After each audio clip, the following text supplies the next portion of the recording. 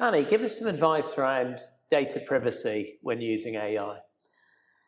So I think the first point to make is that nothing's 100% foolproof in terms of data privacy. Yep.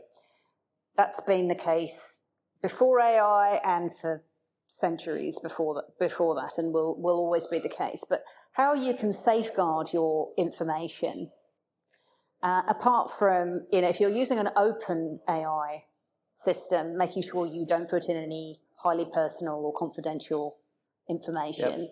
The other thing is that if you're paying for a subscription model, that closes the loop on the system, yep, and it won't share what you've entered. So, for example, I'm planning to buy a subscription model, yep, and load my book up in there, and then create posts, etc., yep, from that, and newsletter articles. The other thing is in terms of the consulting organisations that I talked about earlier.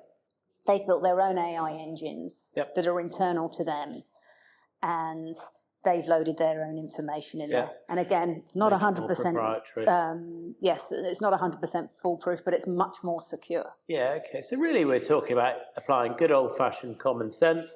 And I suppose an analogy would be with email. I was always taught when you're using email, even though you sound quite antiquated when talking about email these days, but always be mindful of whoever you send the email to may not be where the email ends up. Exactly. So again, it's applying that sort of common sense to the scenario. Absolutely, because once it's out there in the digital world, it's out there and could be subject to hacking. So, yep, just again, common sense was the perfect example. Cool. Thank you.